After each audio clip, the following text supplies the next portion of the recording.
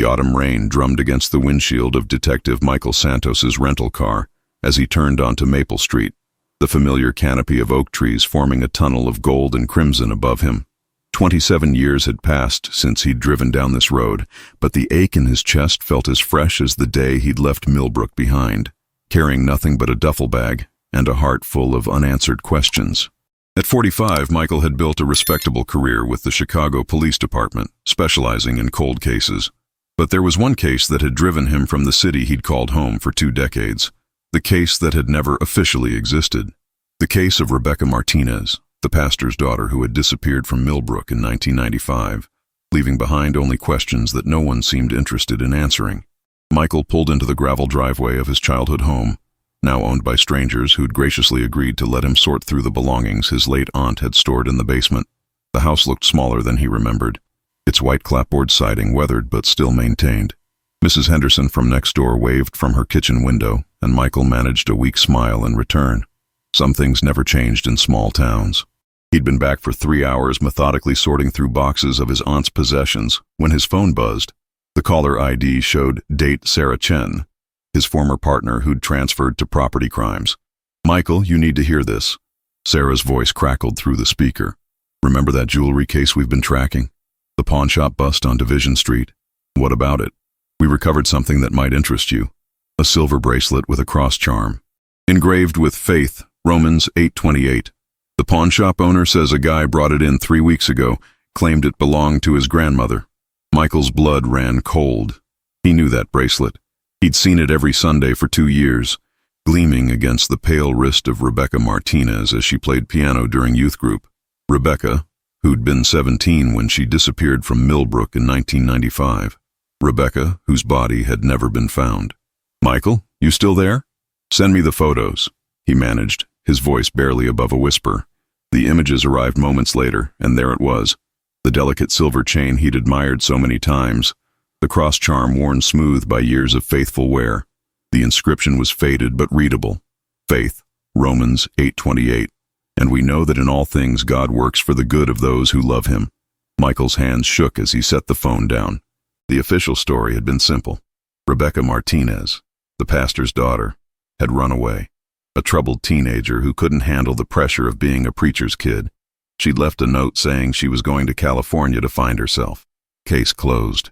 But Michael had never believed it. Not then, not now. Rebecca Martinez had been the kind of girl who made everyone around her believe in goodness. When Michael first moved to Millbrook to live with his aunt after his parents' death, he'd been angry at God, angry at the world, angry at the drunk driver who'd taken everything from him. At 15, he'd slouched into Millbrook Community Church with his aunt, determined to hate every minute of it. Then Rebecca had smiled at him from behind the piano, her dark eyes warm with genuine kindness, and something in his chest had loosened for the first time in months. She'd been 2 years younger, but possessed a wisdom that made her seem older. While other teenagers complained about their parents, Rebecca spoke of her father, Pastor Eduardo Martinez, with deep respect and love. She volunteered at the food bank, organized fundraisers for missions, and never missed a Sunday service or Wednesday youth group. "Rebecca doesn't run from things," Michael had told Detective Frank Morrison back then. "She faces them head on. It's who she is." But Morrison had already made up his mind. Teenage runaway happens all the time. Case closed.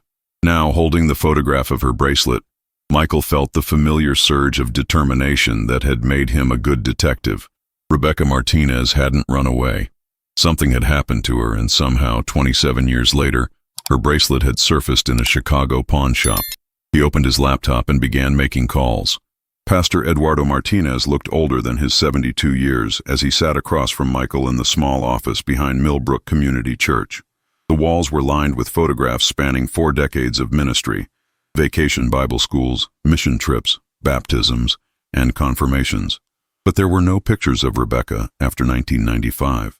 "I wondered if this day would come," Pastor Martinez said quietly, his weathered hands folded on the desk.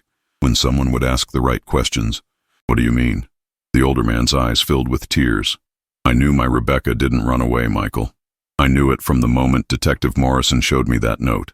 The handwriting was hers, but the words..." He shook his head. "Rebecca would never have written those things about our family, about the church.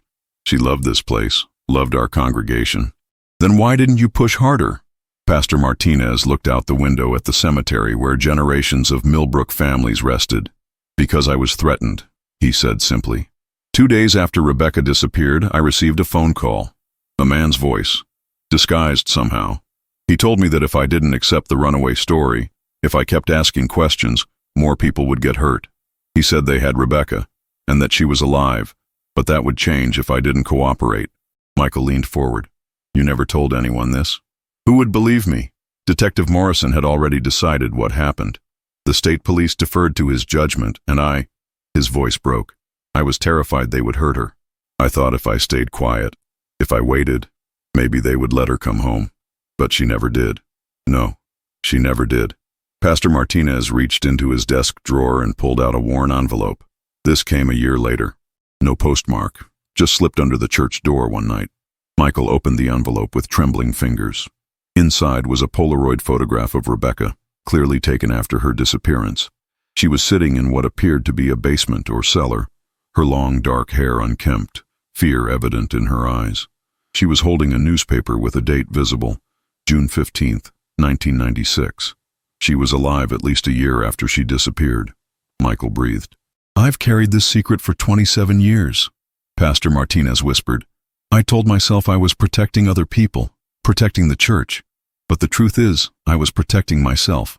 I was a coward. Michael spent the next 2 days immersing himself in the Millbrook of 1995, talking to anyone who would see him. Most of the older residents remembered Rebecca fondly but had little new information. It was Jenny Kowalski, now a bank manager but then a 17-year-old classmate of Rebecca's, who provided the first real clue. There was something going on that summer, Jenny said as they sat in her office after hours. Rebecca was acting different in the weeks before she disappeared. Nervous, looking over her shoulder. She kept saying she'd discovered something important, something that could help a lot of people. Did she tell you what it was? Not directly. But I remember she'd been volunteering at the community center, helping with the after-school program for kids from the trailer park. You know, the area where a lot of the migrant workers lived. She'd been talking about injustice, about people being taken advantage of. Michael made a note. The trailer park had been torn down years ago, replaced by a shopping center. But perhaps someone still remembered. His next stop was the Millbrook Public Library, where the same librarian who'd been there in 1995 helped him access old newspaper archives. He found what he was looking for in the August 1995 edition of the Millbrook Gazette, a small article about a fire at the community center that had destroyed several office spaces and files. The fire had occurred 3 weeks after Rebecca's disappearance. Mrs. Patterson, Michael said to the librarian, do you remember anything unusual about that fire? The elderly woman adjusted her glasses thoughtfully. Oh yes, it was quite strange. The fire department said it started in the office where they kept records for the youth programs. Very specific, very contained, almost like someone knew exactly what they wanted to destroy. It took Michael 3 more days to track down Carlos Vega, who in 1995 had been a 19-year-old maintenance worker at the community center. Now the owner of a small landscaping business, Carlos initially seemed reluctant to talk. But when Michael showed him the photograph of Rebecca's bracelet, the man's composure cracked.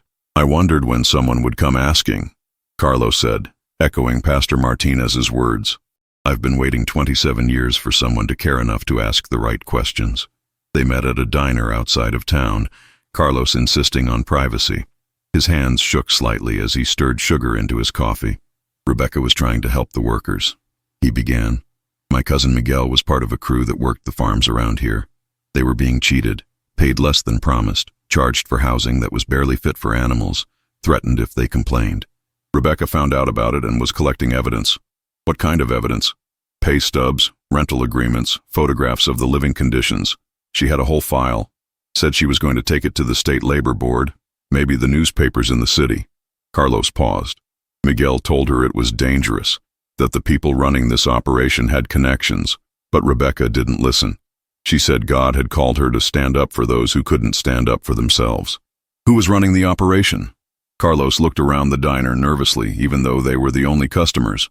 Tom Brennan owned most of the farms, but the real money came from the housing and the labor contracting.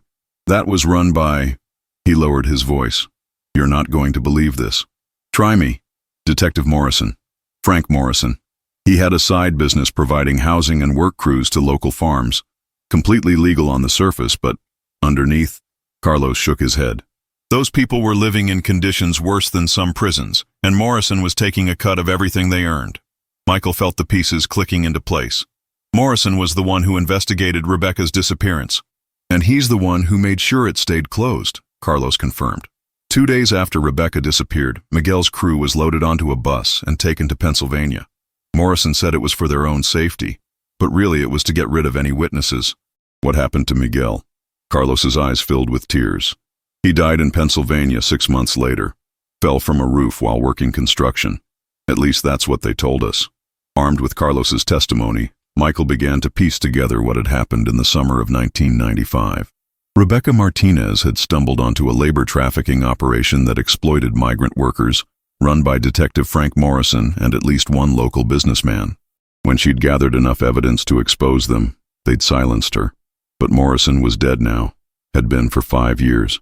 Michael needed to find who else was involved, and more importantly, what had happened to Rebecca. His next call was to Father Timothy O'Brien, the young priest who had just arrived at St. Mary's Catholic Church in 1995. Now in his 60s and serving as Monsignor in a larger parish, Father O'Brien agreed to meet with Michael. "I remember Rebecca well," Father O'Brien said as they walked through the gardens behind his current church. "She came to see me just a few days before she disappeared. She was troubled, said she discovered something that was weighing on her conscience." "Did she tell you what it was?" "Not directly. She couldn't because of the people it would implicate. But she said she'd found evidence of people being treated like property instead of children of God. She was carrying a heavy burden, trying to decide what to do with information that could destroy lives. Did you advise her?" Father O'Brien stopped walking and turned to face Michael. "I told her what I believed then and believe now, that the truth serves God better than comfortable lies. I encouraged her to take her evidence to the proper authorities." His voice grew heavy. "I've regretted that advice for 27 years. Why? Because I had no idea that the proper authorities were the very people she was trying to expose.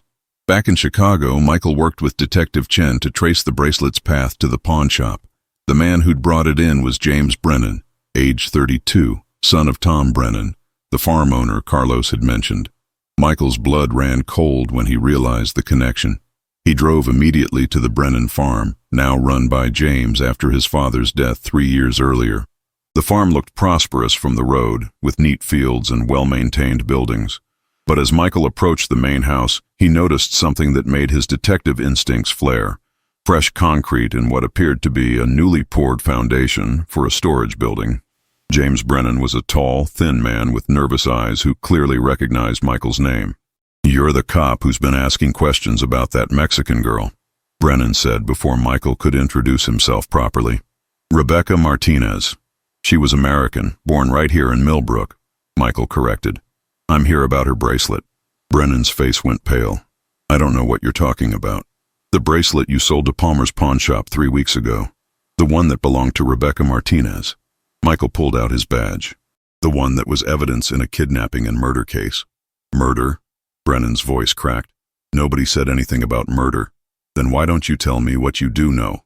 James Brennan broke down within an hour. Sitting in the Millbrook Police Department's interrogation room, the same room where his father and Detective Morrison had once controlled the narrative, he told Michael everything. "Dad never meant for anyone to get hurt," he began, the words tumbling out. "It started as a business arrangement. Morrison would make sure the workers didn't cause trouble, didn't report violations, and Dad would give him a cut of the profits. It was supposed to be simple. But Rebecca complicated things.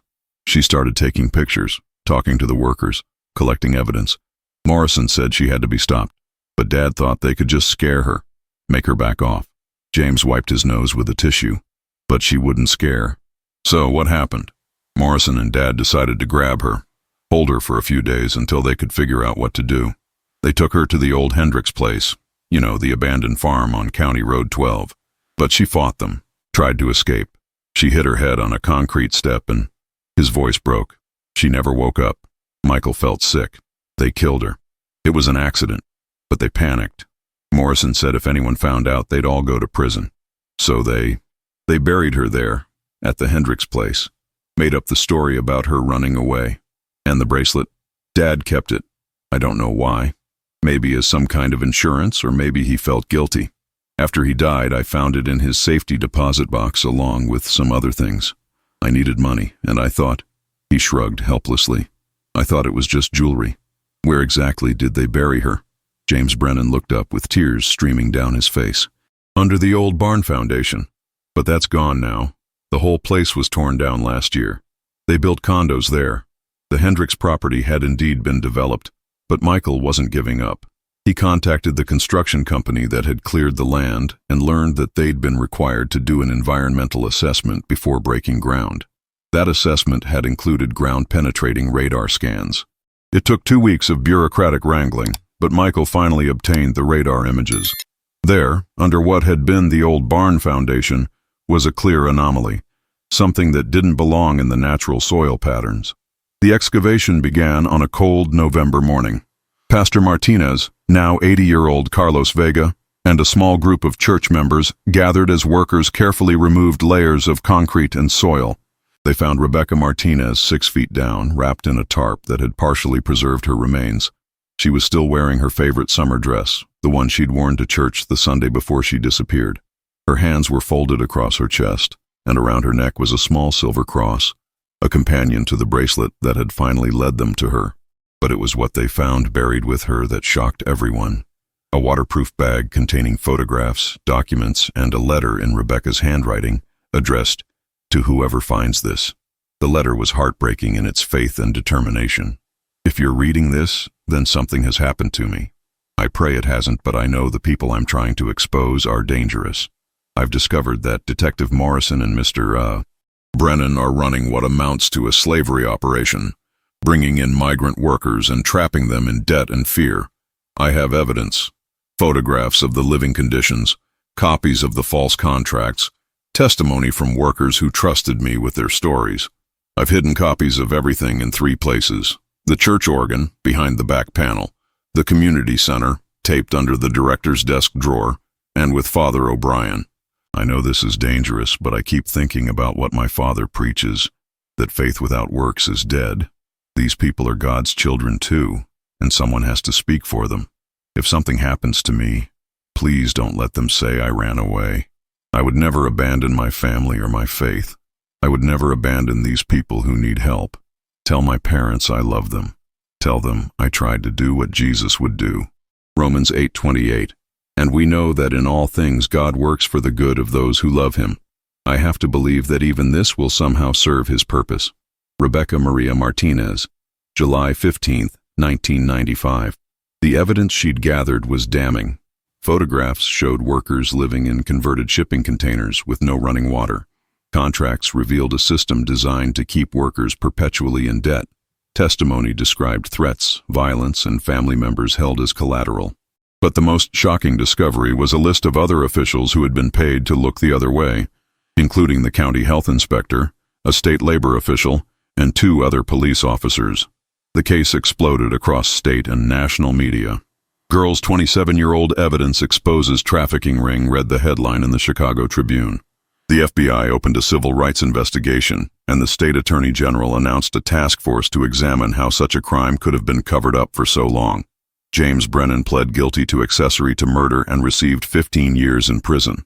3 other men who had been part of the operation were also arrested, including one who was still running similar schemes in other parts of the state.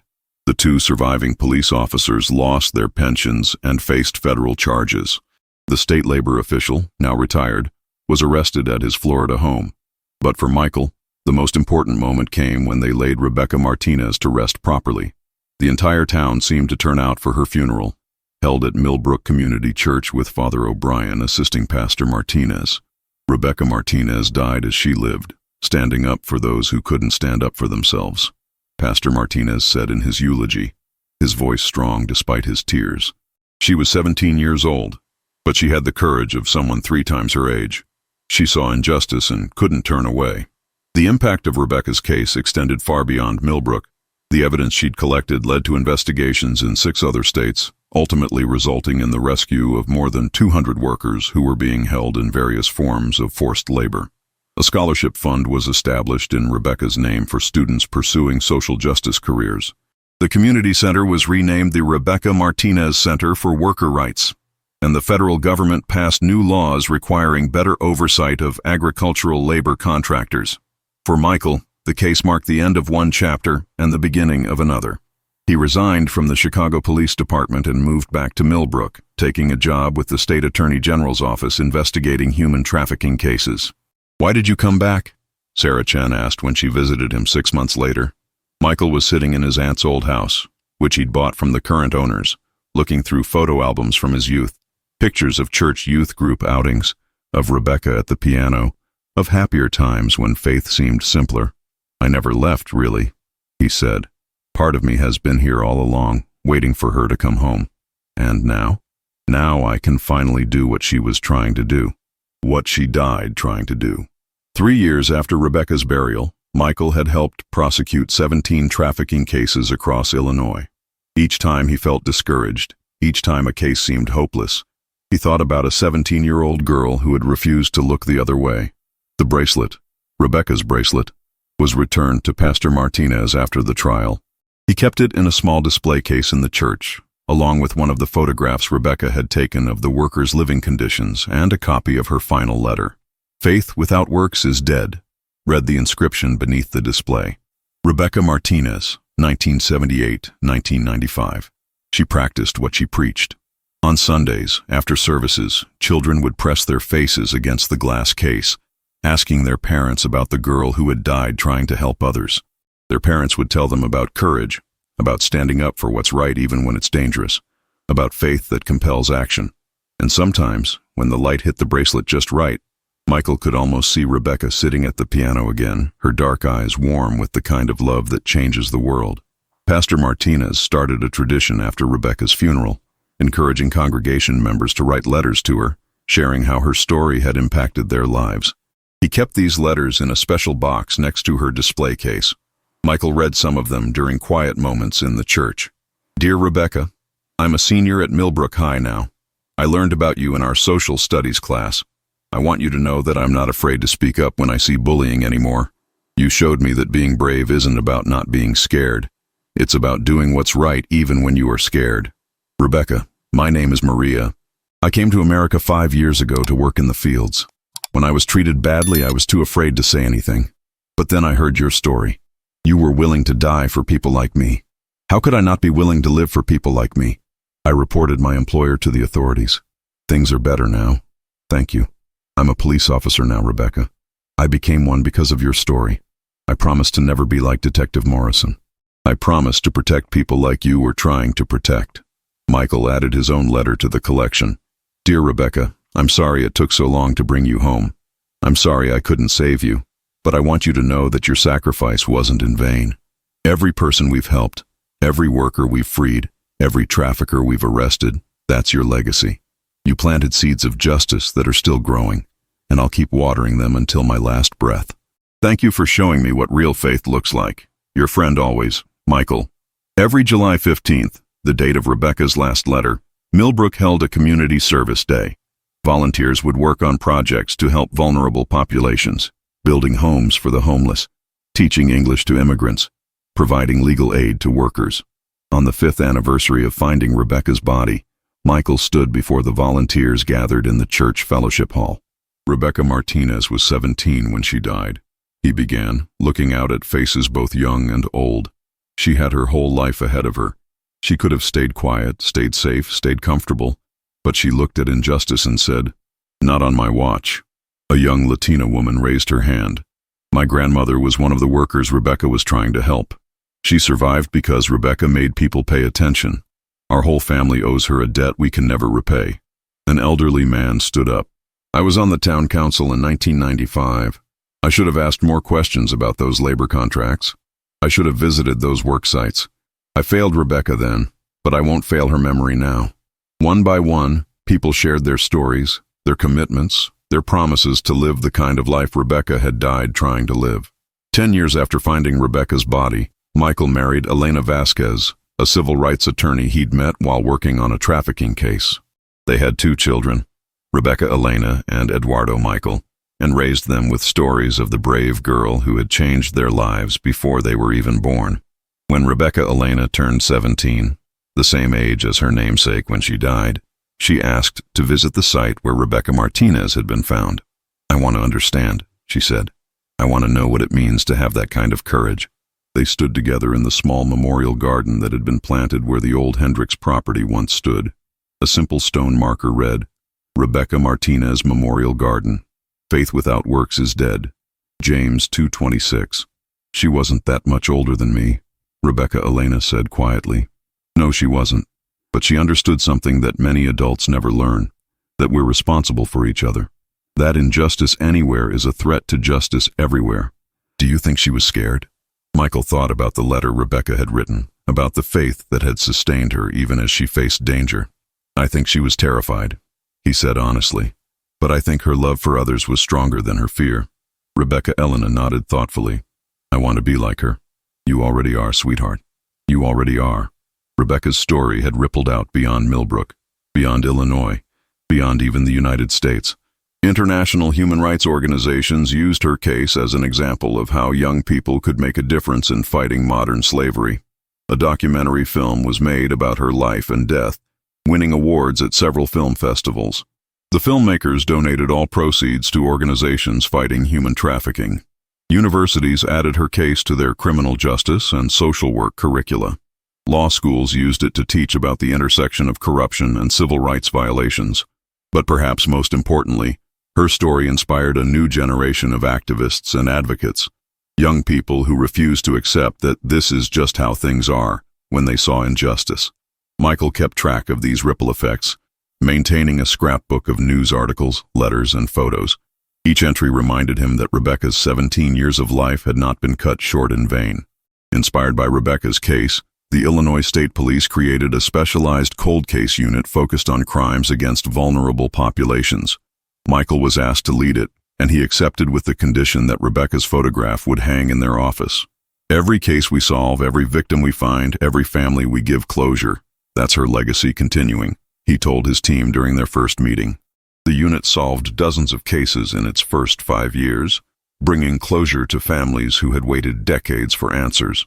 They found missing migrants, identified trafficking victims, and prosecuted crimes that had been ignored or covered up. Each success was dedicated to Rebecca's memory. Millbrook Community Church underwent its own transformation after Rebecca's story became known. Pastor Martinez, energized by his daughter's example, refocused the congregation's mission on social justice and service to the marginalized. They opened a legal aid clinic, offering free services to immigrants and workers. They started an English language program and a job training center. They partnered with other churches to create a network of safe houses for trafficking victims. Rebecca showed us that faith without action is meaningless. Pastor Martinez preached on the 10th anniversary of finding her body. She died trying to live the gospel. The least we can do is live it in her honor. The church grew, attracting members who were drawn to its commitment to justice. Young people especially were inspired by Rebecca's story and the church's response to it. 15 years after finding Rebecca's body while renovating the church organ, workers discovered something extraordinary. Another cache of documents Rebecca had hidden, just as she'd mentioned in her letter. These documents contained even more damning evidence of the trafficking operation, including financial records showing how profits were laundered through legitimate businesses and a list of other victims who had been killed or disappeared over the years. The discovery led to reopening dozens of missing person cases. 3 more bodies were found, 5 more arrests were made, and 22 families finally learned what had happened to their loved ones. "She's still solving cases from beyond the grave," Michael told Elena that night as they watched the news coverage. "That girl is still looking out for people." 27 years after Rebecca Martinez disappeared and 15 years after her bracelet led police to her body, Michael Santos sat in his office at the State Attorney General's Human Trafficking Unit. The walls were covered with photos of rescued victims, successful prosecutions, and commendations from law enforcement agencies across the country. But the most prominent display was a simple framed photograph. Rebecca Martinez at 17, smiling as she played piano in church, her silver bracelet catching the light as her hands moved across the keys. A knock at his door interrupted his reflection. A young detective entered, carrying a file. "Sir, we have a new case. 3 women found at a farm in DuPage County. They say they've been held there for 2 years. forced to work without pay. One of them managed to escape and led us to the others. Michael stood up, reaching for his coat. "Let's go get them." As he left his office, he touched Rebecca's photograph gently. "Still fighting, aren't we, kid?" The bracelet in the photograph seemed to shimmer in the afternoon light, as if it were still speaking across the years, still demanding justice, still refusing to let the world look away from those who needed help the most. Rebecca Martinez had been gone for 27 years, but her voice, clear and unwavering, continued to echo in every case they solved, every victim they rescued, every trafficker they brought to justice. The girl who wouldn't run away had become the woman who wouldn't let others be forgotten. Her bracelet had spoken, and the world had finally listened. In memory of all the Rebecca Martinezes of the world, those who speak for the voiceless, fight for the powerless, and refuse to let injustice go unchallenged, may their courage inspire us all to live lives worthy of their sacrifice. The years that followed brought both triumphs and heartaches to Michael's work. There were cases that kept him awake at night. Young women who had been trafficked from countries thousands of miles away, children forced into labor on farms that looked prosperous from the outside, families torn apart by systems designed to exploit their desperation. But there were also victories, rings dismantled, victims reunited with their families, and perpetrators brought to justice. Each case carried echoes of Rebecca's story. In the frightened eyes of a rescued victim, Michael saw the same determination that had driven a 17-year-old girl to risk everything for strangers. In the corrupt officials they arrested, he recognized the same moral blindness that had allowed Detective Morrison to rationalize his crimes. And in the communities that rallied to support survivors, he witnessed the same spirit of faith-driven action that Rebecca had embodied. On quiet Sunday mornings, when the weight of his work threatened to overwhelm him, Michael would sit in the same pew where he'd watched Rebecca play piano all those years ago.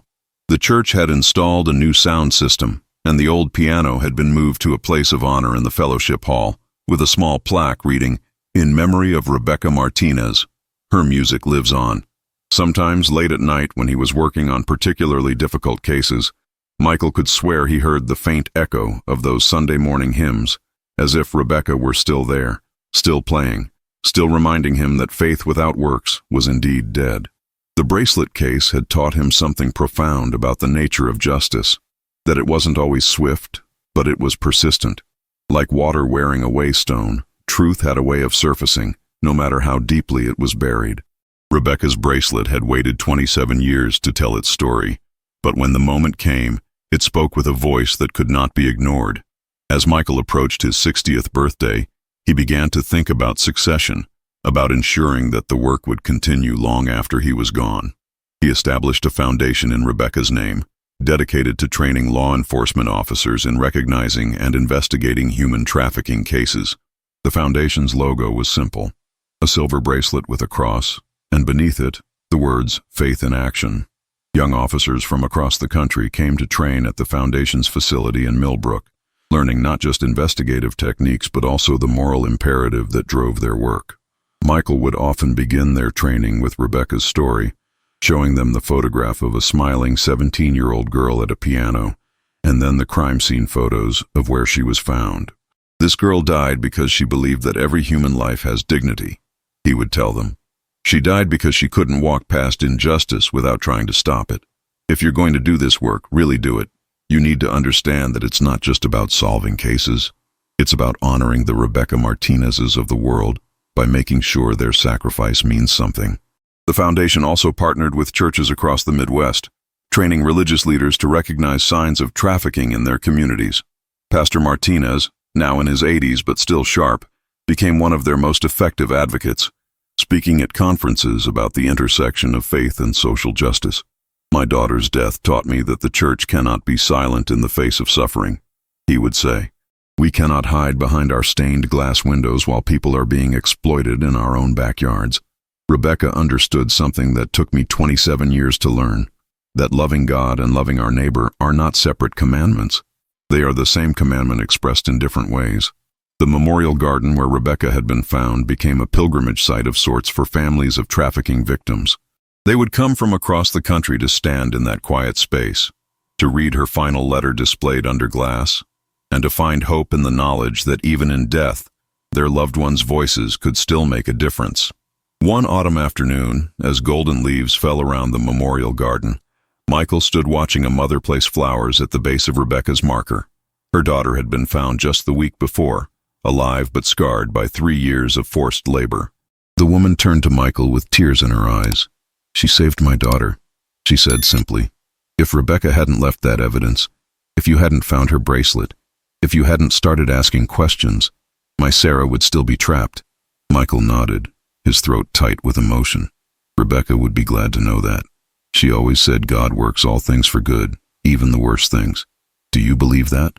the woman asked. Michael looked at the memorial stone, at the words, "Faith without works is dead," carved into the granite, and thought about all the lives that had been changed because a teenage girl had refused to stay silent. "I'm beginning to," he said. As winter settled over Millbrook, Michael found himself spending more time in the church, not just on Sundays, but during the week as well.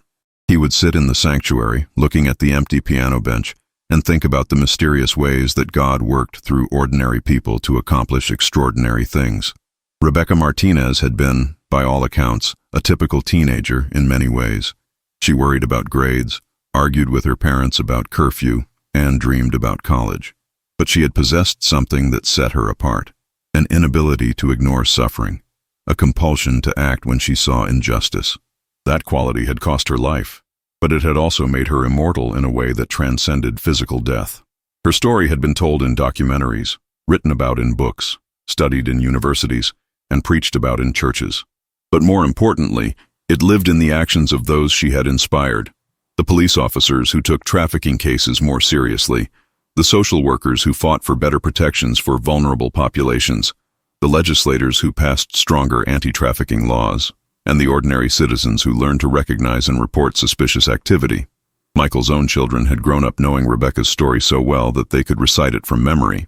When Rebecca Elena graduated from law school and announced her intention to work for the Public Defender's Office, representing immigrants and trafficking victims, Michael wasn't surprised. "She's still teaching us," Rebecca Elena said at her graduation party, looking at the framed photograph of her namesake that hung in their living room. "Still showing us what it means to stand up for people who can't stand up for themselves." Eduardo Michael, now a social worker specializing in trauma recovery, had started a support group for trafficking survivors. The group met in the Fellowship Hall of Millbrook Community Church, in the same room where Rebecca had led youth group meetings decades earlier. "Sometimes I feel like she's still here," Eduardo told his father one evening as they walked through the church after a support group meeting. "Like she's watching over these people, making sure they know they're not forgotten." Michael smiled, remembering his own sense of Rebecca's presence during difficult cases. Maybe she is. Maybe that's how faith works, not through dramatic miracles, but through the quiet persistence of love. The church itself had become a beacon for social justice work in the region. Under Pastor Martinez's leadership, and later under his successor, Pastor Sarah Kowalski, Jenny's younger sister who had been called to ministry after hearing Rebecca's story, the congregation had embraced a mission of active compassion. They ran a legal aid clinic that helped hundreds of immigrants navigate the complex process of obtaining proper documentation. They operated a job training center that taught English and vocational skills to refugees and trafficking survivors. They partnered with law enforcement to provide safe housing for victims awaiting trial. But perhaps most importantly, they had created a culture where asking difficult questions was not just accepted but encouraged. Sunday school classes discussed contemporary issues of justice and mercy. Youth groups organized service projects focused on helping vulnerable populations. Bible studies examined the scriptural basis for standing up to oppression. Rebecca taught us that faith isn't supposed to be comfortable, Pastor Sarah would often say. She showed us that sometimes loving God means making powerful people angry, that sometimes following Jesus means challenging systems that benefit us but harm others. As Michael entered his final years of active service, he reflected on the strange providence that had brought Rebecca's bracelet to light after 27 years. If James Brennan hadn't needed money, if he hadn't decided to sell his father's keepsakes, if Detective Chen hadn't recognized the significance of the engraving, if Michael hadn't returned to Millbrook just when he did, any one of those factors could have changed everything. But they had all aligned, creating a chain of events that seemed almost orchestrated. Michael had stopped believing in coincidence years ago. He had seen too many cases where the right piece of evidence surfaced at exactly the right moment. Too many witnesses who came forward just when their testimony was most needed. Too many victims who found the courage to speak just when someone was finally ready to listen. Rebecca Martinez had died believing that God worked all things for good for those who loved him. 27 years later, her bracelet had proven her right. Her voice, silenced by violence and corruption, had found a way to speak again, not from beyond the grave, but through the living testimony of those who refused to let her story end with her death. The girl who had played piano in a small-town church had become a symphony of justice that continued to play across the country and around the world.